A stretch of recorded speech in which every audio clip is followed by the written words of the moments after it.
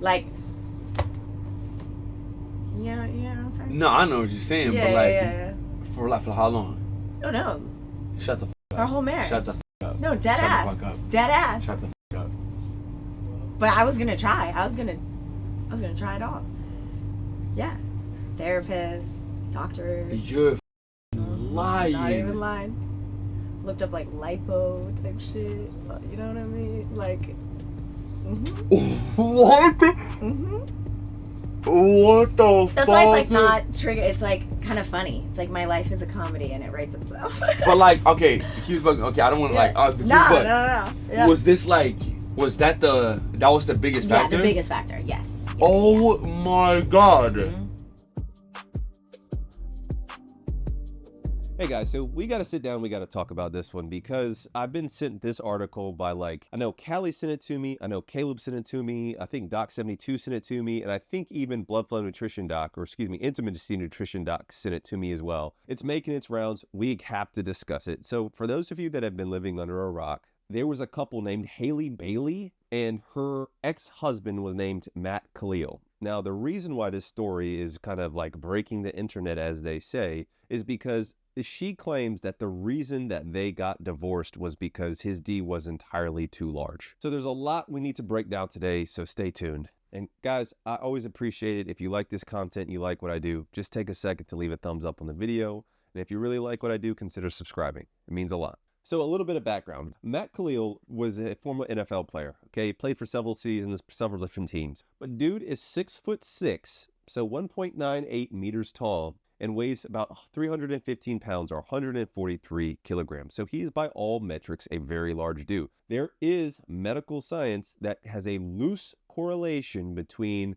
height and actual penile size. It's that am I normal study that I always quote. It's a loose correlation, but there's still a correlation. So we can imagine him being significantly bigger than average in basically every dimension, that it's going to correlate to his PP as well. Where we have to go just immediately into just Hink's reality check on Matt Khalil is basically everything she says about him, okay? So the first thing is that she puts her forearm on the table and insinuates that he was as big as her entire forearm, okay? If you look all the way from the olecranon process, this bony protuberance here in your elbow, all the way up to your styloid bone in your wrist, in women, that's somewhere around 9 to 10 inches on average. Now, if you have a smaller than average woman, that's probably going to be somewhere in the 8 to 9 inch range instead. Let's just be clear. By putting her forearm on the table, even if she's an average size girl, we're talking about at most, if he truly is the length of her entire forearm, 10 inches. Ungodly, unbelievable huge, but we're not talking about 14, 15 inches here. Now, from the references that I've seen, she's probably somewhere between 5'4" and 5'6". I think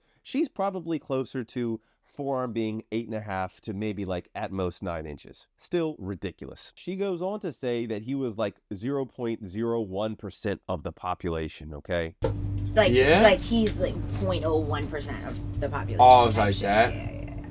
Now, guys, let's just break down what it means to be 0.01 percentile, okay? And so if I haven't released the video yet, I have a video coming out where I break down basically this size chart here, where it talks about how big is big versus moderately average versus ginormous, and what the percentage is here. So if you're talking about the 0.01 percentile population, according to this chart, it's the enormous category. And that would mean it was somewhere between 7.9 to 8.6 inches. For some of you guys, that's blowing your ever-loving mind because you're like, wait a minute, enormous is at most only 8.6 inches? Yep, that's gigantic. 8.6 inches or ginormous, enormous, whatever adjective you want to describe. Guys, D's that big are extremely rare.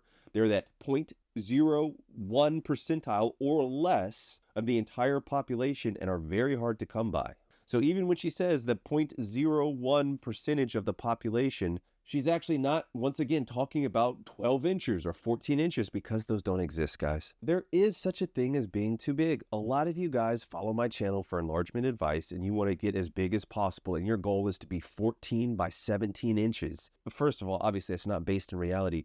But guys, too much size can be prohibitive. If you're taking this chick for her word at face value, she's saying she literally broke up with a man she pledged to spend the rest of her life with because his D was too big. She talks about how there was guaranteed to be either tears or tears. They had tried multiple different methods. They'd even tried counseling, and none of that worked. But I was gonna try. I was gonna try it all. Yeah, therapists, doctors. You're lying. Not even lying. Looked up like lipo type shit, you know what I mean? Like, when you look at 3D models, the ideal size that most women want is only around 6 inches by about 4.8 inches. Please have some realistic expectations. Here's where things just go completely off the rails. She says, and I quote, "He was like 2 Coke cans on top of each other, maybe even a third." Let me know right now, guys, in the comments. First of all, do you think that in reality there's a guy that his D is like 3 Coke cans stacked on top of each other? Or let me know just how big in your estimation would be 3 Coke cans stacked on top of each other as far as circumference and as far as length. Take a second, do that now. Pause the video if you need to. If you look at the standard Coke can, okay, that's the one that's all the way on the left. The average circumference is 8.16 inches. 8.16, an 8-inch girth, okay? One of the biggest dudes like on the planet girth-wise is a dude named Girthmaster, and his is right at about 7 inches, maybe a little over that. So she's claiming that this dude is 8 inches around, and then if you look at the standard Coke can length, it's about 4.83 inches, just shy of 5 inches. And so she's saying that it's at least 2 of them. So she's saying that this dude is 9.7 inches in length and 8.16 inches in girth. If we're talking about 2 Coke cans. If we're talking about 3, maybe even 3, we're talking about 14.4 inches by 8-inch girth. Do you see how ridiculous that is? Like, do you see how that is not in this realm of actual possibilities outside of a medical condition like megalophallus, which if you haven't seen my video on that, where you actually have like a problem that goes wrong that causes your tunica to dilate. I mean, guys, this is like the epitome of girl inches, and that's why, like, I'm not trying to be pejorative or like red pill or purr, but I'm just saying, like, there's no way dude is like that. Like, there's no way she's holding his D like a Coke can. Like, there's just no way, okay? Now, truly, if this dude were that big, if he had an 8-inch circumference and somewhere between almost 10 to 15 inches in length, you would think there would be some evidence of that somewhere. As you all know, I'm a professional meat gazer for this channel, but like, look at this dude's football pics. Like, do you see some ridiculous, gigantic bulge that's going down his thigh, that is like going around his waist, that looks anywhere like it could match the dimensions that she's describing? Take a second, let me know what you think.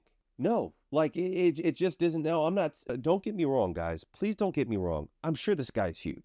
I have no doubt in my mind, but I don't think he's near like a fraction of the size that this chick is describing. Now, why would she be doing this? Clout. She is a like influencer that is divorced from an NFL husband, and she's, I mean, I don't know. Maybe she's the most popular streamer on the planet or something. I'm an old man, okay? I yell at the clouds in my spare time. I think she's doing this for clout and said something ridiculous that would catch public attention. People would be asking her about it, and all of a sudden she would have all the dopamine hits from everybody asking her about it and now wanting to appear on podcasts and all that stuff. I can't think of any other rationale she would have for doing this after they've been divorced for several years, and dude is happily remarried with like another lady. Her name is like Kilani something, and even has a kid with this other woman. I don't know why else she'd be doing this other than clout. You guys let me know. Why would she be doing this? Why would she be kind of like making up these hyperbolic stories? She does not realize that she is really putting herself in a bad position long-term with this. By going on the record and trying to say like, oh yeah, I dated a dude that was at least like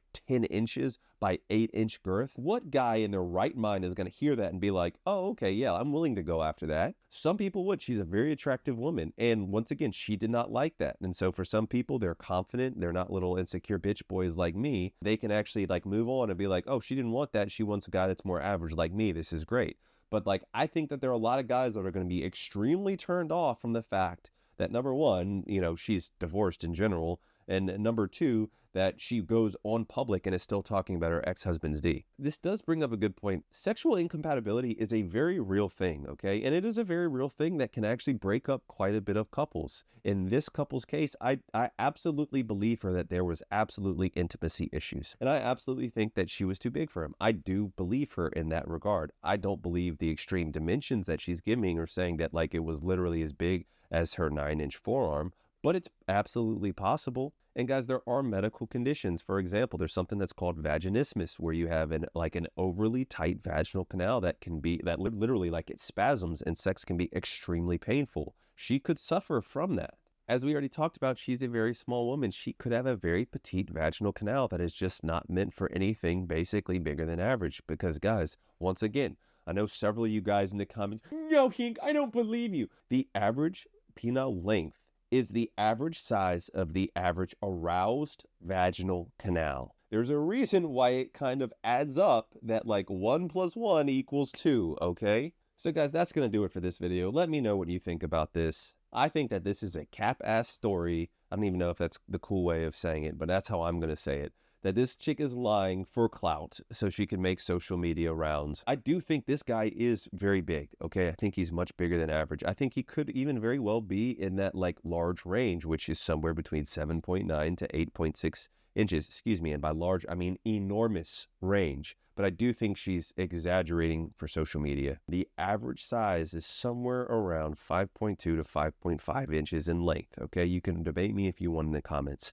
That should be enough for you guys to feel better about yourself. If that is not enough, guys, and you want to get bigger, there are real scientific principles. There's real published studies that you can use, like I did on my Hink trial, where guys on average gained a 1/2 inch in length and a 1/4 inch in girth. And they did that using the techniques in my course, which I break through step by step using real science. So if you're interested, the link to the Hink trial where you can see the photos yourself and the link to my course are in the description below. That's going to do it for this one, guys. Remember, there's nothing wrong with self-improvement, but you are enough just as you are. All right, guys. Peace and love.